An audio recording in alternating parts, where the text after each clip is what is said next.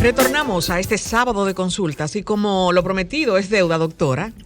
Usted nos dejó con un buen sabor el pasado sábado. Estamos con la doctora Ivette Rodríguez, quien es oncóloga y quien nos hablará sobre cáncer de mama, mitos, los jugos verdes, los jugos de zanahoria y remolacha para los quistes, todo eso. Doctora, ¿cómo está usted? Hola, buenas tardes, un placer, gracias por la invitación, aquí cumpliendo. Sí, me encanta la doctora, que siempre ahí. Doctora, y de una vez entramos en materia, a pesar de que Marta bien dice que vamos a hablar sobre cáncer de mama, no queremos solo limitarnos a este cáncer, puesto que, como bien decíamos al inicio del espacio, octubre es el mes de la concienciación del cáncer. Entonces, siempre me he preguntado, ¿por qué octubre? ¿Por qué eligen octubre para la celebración del cáncer? Es un tema mundial, sobre todo que tiene que ver con el cáncer más prevalente, que es el cáncer de mama, que el 19 de octubre es el día de crear conciencia, y a partir de ahí se decidió que octubre era el Día Mundial del Cáncer en términos generales. Y ahí, uniendo mi pregunta, y perdón Marta, ¿por qué asociamos el cáncer con el rosa? Porque siempre decimos, octubre es el mes rosa.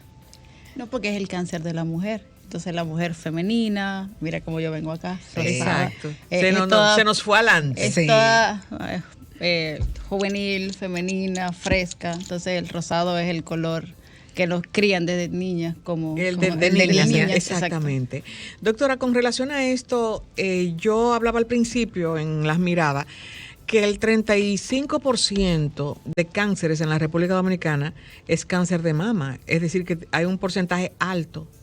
Y como un 70% de las personas que lo tienen, las mujeres, fallecen por la falta de conocimiento, por la falta de atención.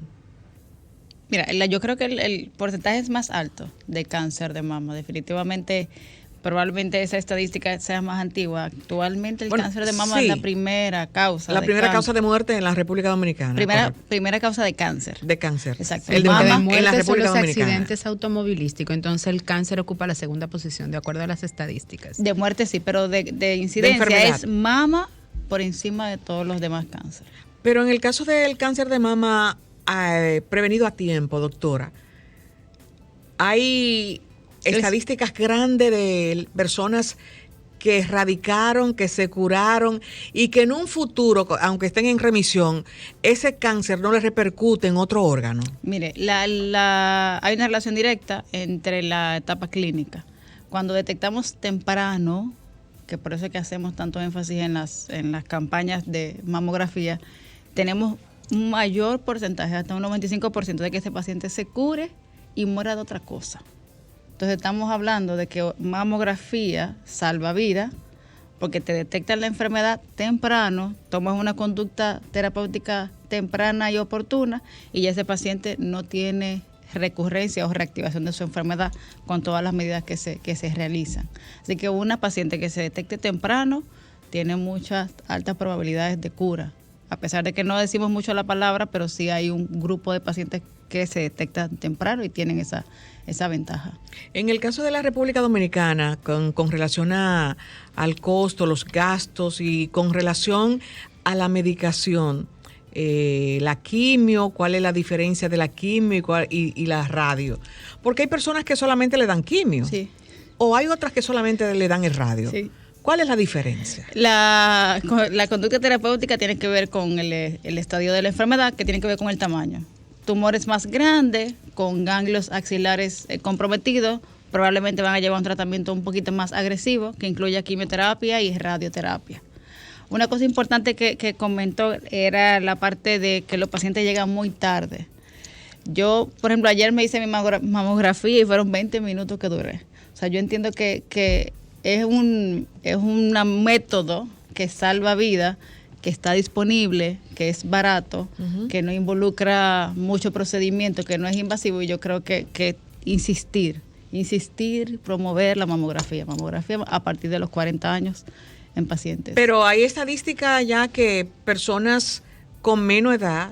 Dígalo, personas con menos edad de 40 como yo, así. Yo sé que usted me quería señalar. Exactamente, de 19, 20,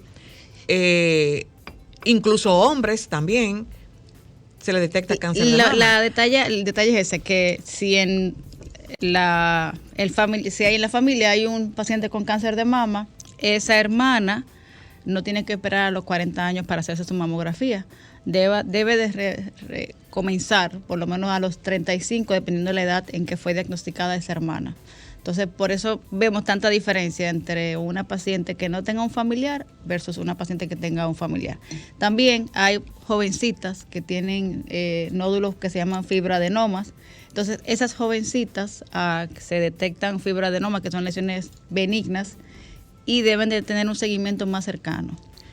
Justamente mi pregunta iba por esa índole. ¿Cuáles son los tipos de cáncer de mama? Y dentro de esa clasificación, ¿cuál es el de mayor riesgo? Ok, se dividen en ductal y lobulillar.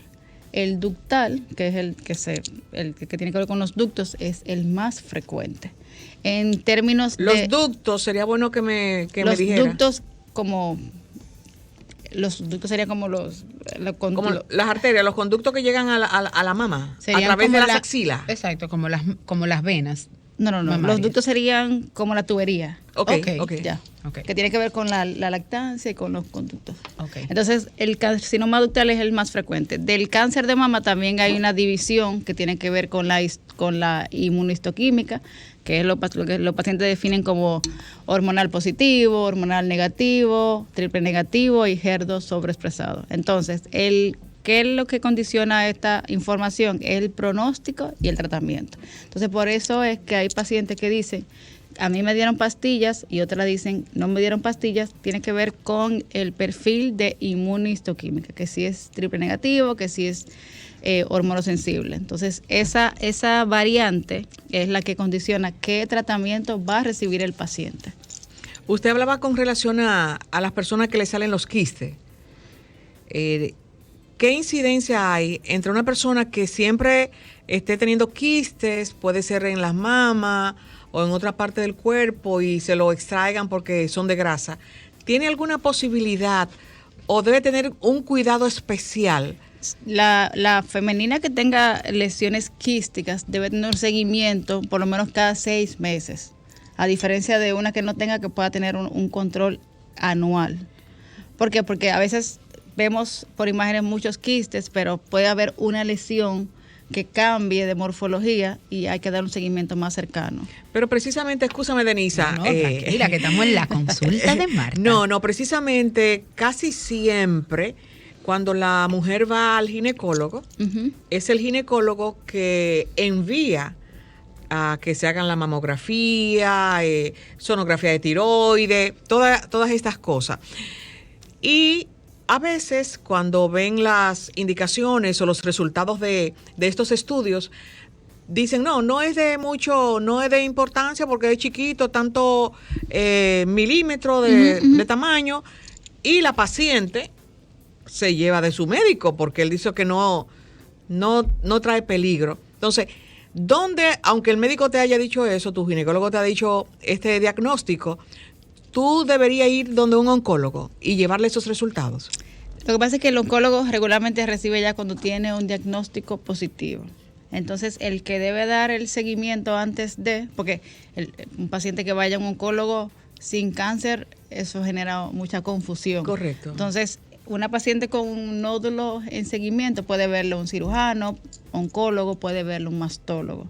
Entonces, esos cambios a nivel de imágenes o a nivel de examen físico son los que va a condicionar si ella lleva una biopsia o no.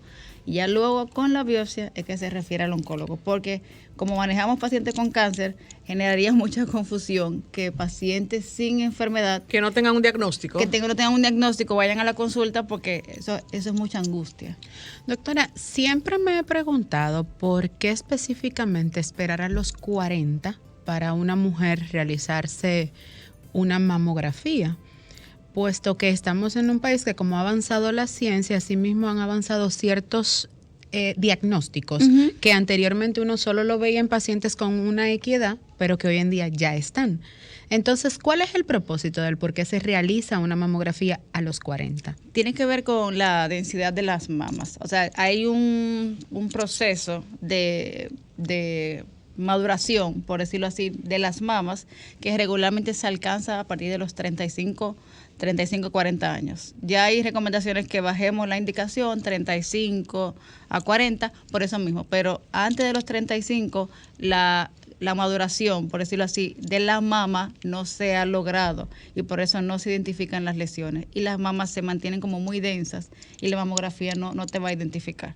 Siempre son estudios complementarios, importante, que se debe hacer mamografía y se debe hacer sonomamografía, porque la mamografía es una cosa y la sono ve otra y así se complementan. Pero precisamente en estos tiempos, y también en los otros tiempos, que las jóvenes, en esta semana se celebraba el Día de la Niña. Sí, y muchas niñas se han casado, muchas niñas ya tienen hijos, ya 15 años. Hay niñas que tienen, por si no han cambiado la mama, por la densidad, porque han amamantado. Entonces, no hay una incidencia que podría ser una edad menos de los 40 para hacerse la mama. Sí, por ejemplo, la lactancia ya cumple el proceso de maduración. Ya eso. Si una paciente 25 años, 30 años, tuvo un embarazo y lactó, ya cumplió el proceso de maduración, igual que una que no haya lactado y que haya cumplido 35, 40 años de edad. Y estoy de acuerdo con usted en esa parte. Exacto. Bueno, a ustedes que nos sintonizan, es tiempo de su consulta. Adelante, Franklin. Comunícate 809-540-1065. 1-833-610-1065 desde los Estados Unidos. Sol 106.5, la más interactiva.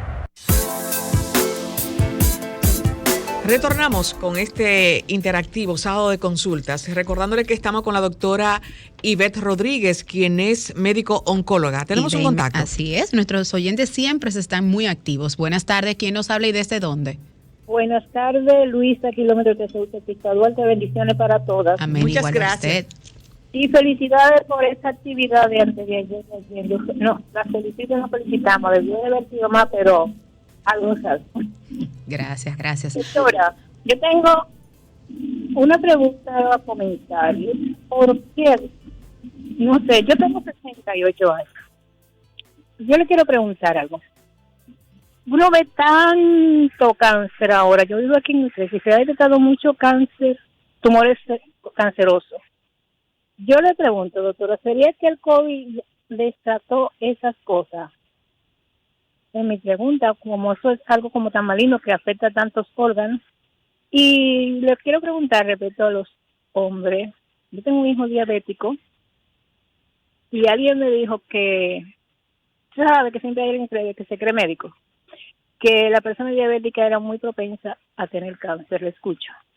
Gracias por su inquietud. Bueno, doctora, tenemos dos preguntas en una. El COVID fue como un arma de doble filo. Hizo, por ejemplo, en pulmón, hizo que se detectaran muchos pacientes nuevos, porque a partir de la tomografía que se realizaban por el COVID, se identificaron nódulos. Y la desventaja principal fue el acceso a las imágenes. Entonces, el COVID hizo retraso de diagnóstico, hubo suspensión de tratamiento, pacientes que no querían acudir a los centros. Nosotros seguimos trabajando porque eso no para. Sí. Sin embargo, los pacientes dejaron de ir a las consultas. Tenían temor. Hubo temor para no contagiarse. Sí, entonces en vista de prevenir la infección, la enfermedad progresó. En términos de si hay una relación de COVID con cáncer, no se ha identificado, pero sí el COVID jugó como un arma de doble filo. La más prevalente fue el filo más peligroso, que fue que la paciente dejó de ir a la consulta por temor al COVID. Y en ese proceso suspendió tratamiento y la enfermedad progresó. Y ya cuando regresaba a la consulta ya era otra historia de la condición de la paciente. Entonces, con relación del azúcar, de la diabetes. Lo que pasa es que la diabetes o ¿cómo se llama? La obesidad o la resistencia a la insulina hace que se generen distorsiones a nivel de los lípidos y toda esa parte del colesterol. Entonces, los pacientes las pacientes sobre todo, que son más gorditas, que tienen un diámetro abdominal, el diámetro abdominal y la grasa se convierte en fuente primaria hormonal. Entonces, hay pacientes que son posmenopáusicas, que ya sus ovarios no funcionan, pero que son gorditas. Entonces, a pesar de que el ovario no funcione, no tienen fuente hormonal por ovario, pero según la grasa abdominal, la grasa se convierte en fuente primaria hormonal. Entonces, por eso probablemente que se le haya dicho a su hijo, no, pero no tiene que ver tanto con la diabetes, sino con la parte de la resistencia a la insulina y la obesidad como tal. Bueno, lo que pasa es que como, no sé, a partir del 10 al 23 de noviembre, con el censo sabremos cuántos dominicanos hay. Entonces, esa cantidad hay de médicos en la República Dominicana. Exacto, todo el mundo Todo opina. dominicano puede diagnosticar y decirte qué tú tienes que tomar. Con relación a lo que tienes que tomar, yo le preguntaba al principio, doctora, las personas que le detectan quiste, le dicen, no, eso no es maligno. Pero entonces habla con la vecina y la vecina le dice, mira, un cuchillo, tú te haces el jugo de remolacha con zanahoria y le echa melaza. Esos son los mitos. Entonces, como médico, hábleme de eso. La recomendación de las lesiones quísticas es antioxidantes y radicales libres. Ni siquiera la famosa vitamina E, que también es Sí, ese que le encantan una Sí, vitamina muy E. vitamina E. No, lo que recomiendan las guías es antioxidantes, que hay unas tabletitas que vienen con multivitaminas y eso es suficiente. Obviamente esos pacientes deben tener un seguimiento más cercano, probablemente cada 6 meses, y estar pendiente con la autopalpación y esa parte. ¿Por qué? Porque a pesar de que radiológicamente se ven quistes, ya eso puede cambiar. No en alta prevalencia, pero sí podemos tener lesiones que no sean tanto quísticas y que pueden convertirse en enfermedad. ¿No sería el colesterol también, las personas que tienden a siempre mantener un colesterol alto, independientemente de que tengan una alimentación balanceada, de que no coman comida chatarra? ¿Podría el colesterol también tener una correlación con los quistes en el cuerpo de un paciente? No necesariamente. Lo que pasa es que si la mama es muy densa, entonces hay las pacientes que tienen un régimen alimenticio más desorganizado, van a tener más porcentaje de grasa a nivel de las mamas, pero no hay relación directamente con los quistes. Con el colesterol. Exacto. Doctora, a través de ese Consultas RD nos llega una inquietud de nuestro oyente y nos dice, ella tiene un hundimiento en el seno. Ujú. Fue donde su ginecóloga le indicó una sonografía porque es una paciente menor de 40 años, pero en sus resultados todo salió bien. Entonces ella me dice que en este caso, que gracias al Señor todos sus resultados fueron bien, ¿en qué tiempo tiene que volver? Porque ella está preocupada por el tema del hundimiento. ¿Qué lo produce o qué lo provoca? Porque no tiene hijos, ni siquiera ha dado el seno. Lo que pasa es que habría que examinarla para ver a qué ella se refiere con hundimiento, porque un signo de alarma es la retracción del pezón. Entonces, no sé qué tanto ella describa como hundimiento. Lo mejor es, por lo menos, que ella vaya a la consulta para examinar a los 4 meses. Siempre se le dice a los pacientes que te vamos a ver cada 6 meses, una vez al año, pero si pasa algo, si tú identificas algo, si hay un cambio, las mujeres no conocemos el cuerpo, si hay un cambio, adelanta esa cita. O sea, yo le recomendaría a ella que por lo menos vaya a los 3 meses a su control, por lo menos para el examen físico. Nosotras como mujeres, yo hablaba la pasada semana en un encuentro que tenía hablábamos de compromiso. Y nosotras nos comprometemos mucho como mujeres, como personas. Nos comprometemos con nuestros hijos, con el trabajo, con los quehaceres de la casa. Nuestros esposos. Pero el compromiso con nosotras mismas se nos hace tan difícil de comprometernos, o me comprometo a que me voy a levantar todos los días a caminar, me comprometo a que voy a hacer mis consultas médicas. Entonces, ese compromiso nos hace muchas veces perder el tiempo con relación a las enfermedades. Y yo quiero, doctora, que con este mensaje del compromiso de que cada una de las personas y de las mujeres que nos están escuchando aquí en Sábado de Consultas, nos comprometamos con nosotras a palparnos, a chequearnos y a visitar al médico. Entonces, en eso de palparse, doctora, ¿cuáles son las características que presenta la mama cuando hay una diferencia, cuando yo tengo que salir al médico?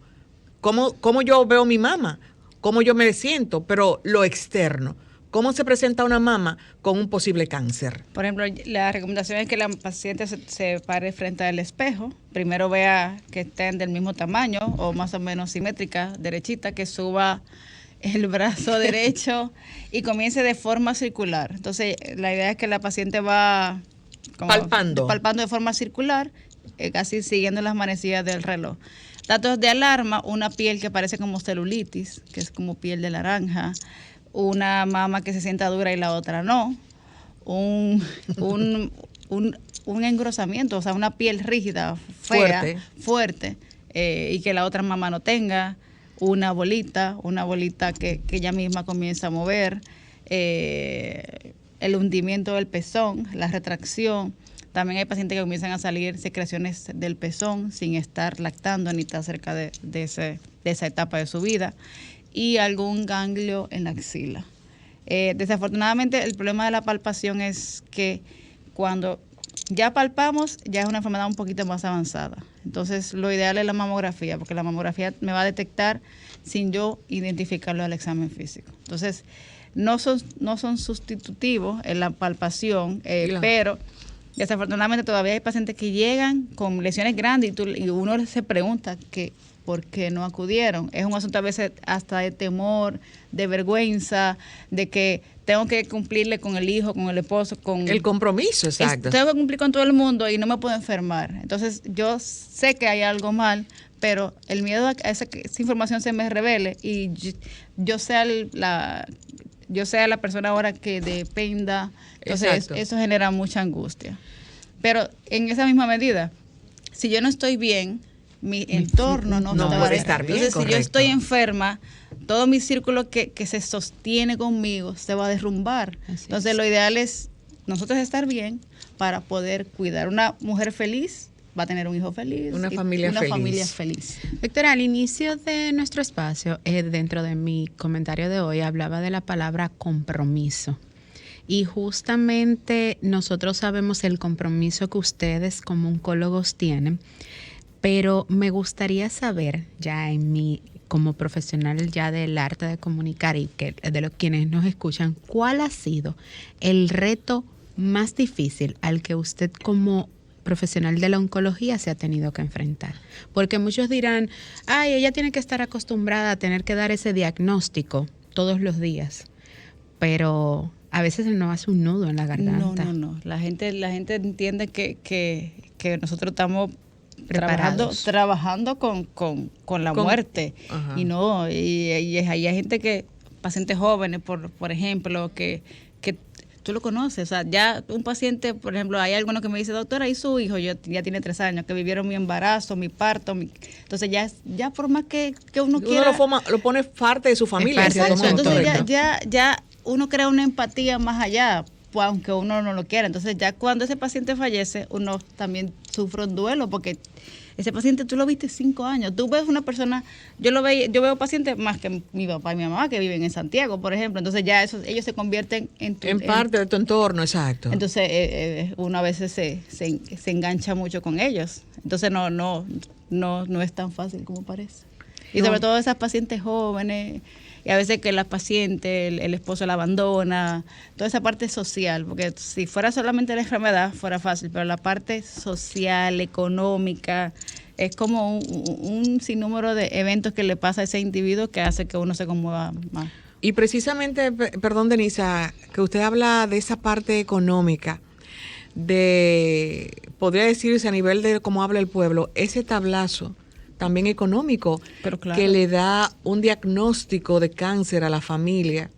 ¿Cómo usted que está tan de cerca con personas que sufren la enfermedad, cómo toleran o cómo ustedes ayudan o le dan una mano amiga a este tipo de personas? Vamos a unir la pregunta de Marta con la de este oyente. Buenas tardes, ¿quién nos habla y desde dónde? Se nos cortó. Entonces, ¿cómo le damos? ¿Cuál es el compromiso? No sé si independientemente de los hospitales que encuentro, son 2, debería haber más por la incidencia. ¿Cuáles son las ayudas? Porque hay personas que no tienen ni un seguro para darse una quimio. Por ejemplo, hay muchas fundaciones. La Perpetuo Socorro ayuda mucho. ya a pacientes sin seguro. En Rodi, donde yo también estoy, tenemos la Fundación Rodi, que ahorita me toca ir a empacar al supermercado. Sí, muy bonita la obra, la conocí ayer y dicho sea Sí. de paso, tengo que anunciar que yo soy paciente de Rodi porque me trato en Rodi y no sabía que usted estaba allá. Ah, mira, sí, yo soy. El paciente regularmente se angustia mucho por la parte económica, pero hay muchos centros de apoyo, mucho. Organizan un expediente, hacen una solicitud y se busca la forma. Es muy abrumador, a veces mucho papeleo, pero de que se consigue, se consigue. Se consiguen las ayudas. Importante, una paciente con una etapa temprana sale más barato también. Atención. O sea que si se diagnostica un cáncer de mama etapa temprana, mi tratamiento va a ser transitorio. Vamos a poner 12 meses, 18 meses, 17 meses y se acaba. 5 años y se acaba. Sin embargo, una paciente ya con enfermedad metastásica, que el tratamiento es paliativo, eso es hasta progresión, hasta que, o sea, eso es... Hasta el desenlace. Exactamente. Entonces, eso también hace promover que tengamos diagnósticos tempranos. Doctora, el paciente que va a una consulta oncológica, ¿es necesario que vaya a un acompañamiento psicológico? Definitivamente sí. El ser humano es muy renuente a los cambios. Ser humano en términos generales, porque no, sin distinguir. Entonces, ese proceso es un cambio muy radical. Entonces, Drástico. Sí, es un 380 grados ahí. Y todo el entorno, la familia, es un caos. Entonces, necesariamente de primera instancia hay que tener una evaluación por psico-oncología. Ayer yo vi un paciente y me dijo, ¿por qué yo tengo que ir? Es que es necesario porque hay cosas que tú te vas a enfrentar que yo como médico no voy a poder entender que tienen que ver con tu psiquis, y la psico-oncóloga es la que se encarga de esa parte. Tenemos un contacto. Buenas tardes, ¿quién nos habla y desde dónde? Buenas tardes.